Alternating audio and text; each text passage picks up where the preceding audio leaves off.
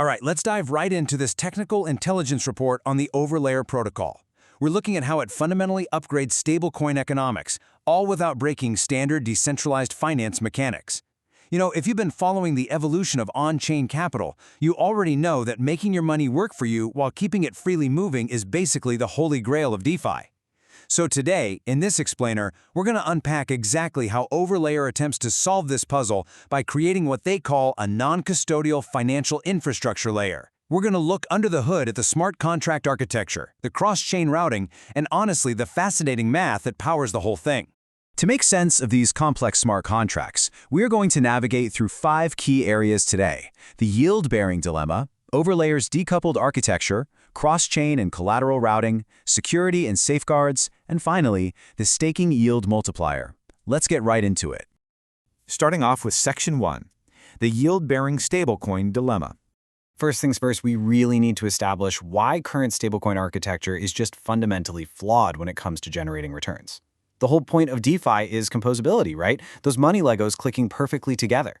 But adding yield into the mix has traditionally broken those Legos. It is a massive catch-22.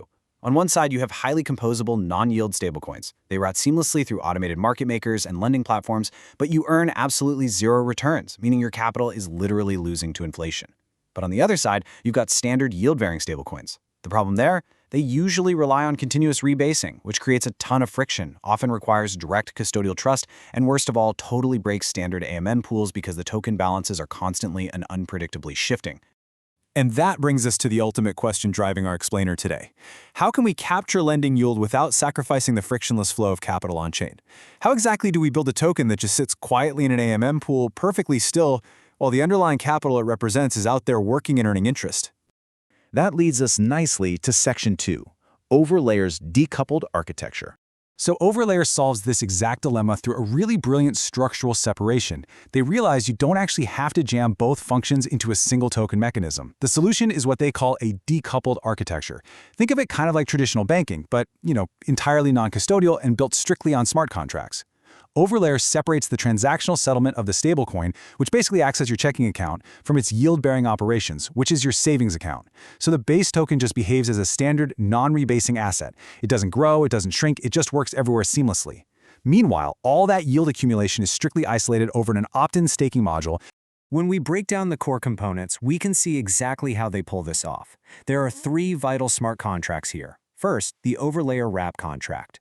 This acts as the primary stablecoin, handling your day-to-day transactions as a standard ERC20. Next, you have the staked Overlayer wrap contract. This one is your dedicated vault that generates the returns, utilizing the widely used ERC4626 standard. And finally, you've got the Overlayer backing contract, which acts as the proxy routing engine.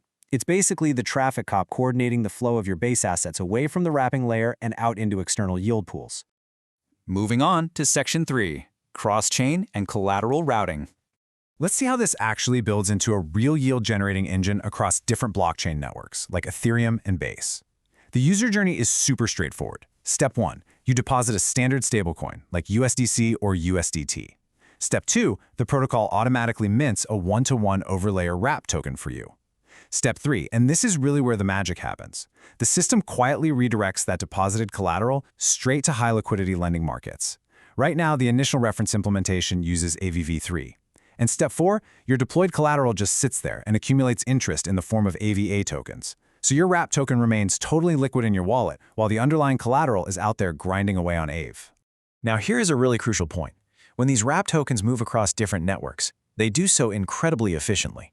To manage transaction scaling and totally avoid liquidity fragmentation, Overlayer restricts primary minting and redemption to a single designated hub chain. When tokens move outward from there, they rely entirely on Layer 0's on-chain fungible token, or OFT standard, rather than relying on native lock and mint bridges. And that specific messaging design, it is absolutely vital.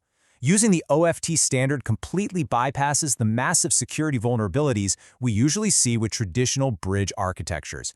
I mean, we've all seen the nightmare headlines of lock-and-mint bridges getting hacked for hundreds of millions of dollars, right? Well, by using OFT, Overlayer avoids multi-chain state tracking bottlenecks, completely removes those systemic bridging risks, and keeps the most critical operations locked down safely on one secure hub chain. Which brings us to Section 4, Security and Economic Safeguards. Obviously, routing millions of dollars across chains and through Aave requires intense scrutiny. Looking at the auditing history, we see a pretty rigorous evolution. Back in October 2025, the BIOS and security team tackled the core contracts, using formal verification to fix potential denial of service attacks and optimize loop limits. After that, Hacken stepped in for a subsequent review, delivering a preliminary report in February 2026 and their final approved analysis in May 2026. Hacken validated all the core public interfaces, though they did note a few branch coverage constraints regarding administrative lifecycle functions and proxy structures. That's pretty standard for complex upgradable systems, but definitely something to keep an eye on. To make sure no single admin key compromise can just drain the entire system overnight, Overlayer stacks a series of really strict, time-delayed cryptographic controls. Just look at these timeframes. There's a 10-day delay before any new collateral spender address can be authorized, completely preventing immediate fund diversion. There's a 15-day delay on blacklist activations, which protects honest users from arbitrary censorship. And crucially, there's an unstaking cooldown limit of up to 90 days. Users wait in an escrow silo during withdrawal phases, which is an incredible active defense against sudden, run-on-the-bant liquidity crunches. Oh, and a dynamic mint and redeem block cap helps neutralize flash loan manipulation. It's also super important we understand the exact nature of the risk here. Unlike liquid restaking networks that secure validation layers using node operators, there are zero hardware nodes to slash here. The yield is sourced directly from decentralized lending contracts. Because of that, the risk profile is purely economic. The primary risk is tied almost entirely to Aave's deposit-to-liability ratios. If the value of the collateral backing overlayer rep suddenly drops below Aave's liquidation threshold, the protocol could experience a deficit. So the system absolutely requires real-time monitoring of those thresholds. All right, let's head into Section 5, the staking yield multiplier. This is the absolute climax of this explainer. This is the math behind the yield amplification, and it's where the decoupled architecture truly pays off for the user. Let's talk about the ERC 4626 standard. When users actively opt into the staked overlayer wrap contract, they receive vault shares.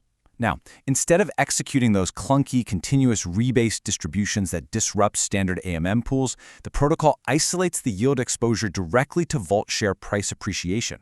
So your amount of shares stays exactly the same, but the value of those shares continuously goes up relative to the underlying stablecoin as all that Aave interest just rolls in. Now think about this carefully because it visualizes a really fascinating structural leverage. 100% of the deposited collateral is sitting on Aave, generating yield, every single dollar. But not every user actually takes the extra step to lock their overlayer wrap into the staking vault. In this example, let's say only 25% of the circulating wrapped supply is actively staked. This dynamic right here creates profound capital leverage. In traditional yield-bearing stablecoins, the protocol is forced to distribute yield evenly across every single token holder. But Overlayer doesn't do that. By not distributing yield to unstaked tokens, which remember are just being used as regular, composable money out in the broader DeFi ecosystem, Overlayer ends up capturing a massive surplus of interest. The system then takes that surplus and routes a concentrated burst of those returns directly to the active stakers. It's a massive multiplier effect. The math here is just incredibly powerful. If 100% of the collateral is earning yield out there, but only 25% of the users are actually claiming it in the vault, the effective annual percentage yields realized by those active stakers is mathematically multiplied by a factor of 4.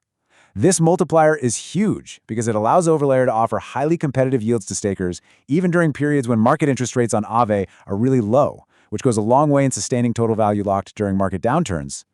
But of course, the protocol has to survive too, right? According to the intelligence report, a configured fraction of this generated yield gets routed to the protocol's rewards dispatcher and treasury. And because the protocol acts entirely as an automated smart contract wrapping and routing engine, meaning it completely eliminates real-world asset compliance costs, off-chain bank custody fees, and manual processing, its operational expenses are just incredibly lean. This perfectly aligns the protocol's revenues with true long-term financial sustainability. Which leaves us with one really vital thought to take away from this explainer today. If decoupling yield from settlement truly solves the composability dilemma, all while mathematically amplifying returns for active stakers, are we looking at the inevitable future architecture of all decentralized stablecoins? If Overlayer can effectively turn minimal operational overhead into amplified, highly composable yield, the baseline standard for every other stablecoin in DeFi might just be forced to evolve. Thank you so much for joining me to unpack this architecture. Keep learning, and I'll catch you in the next one.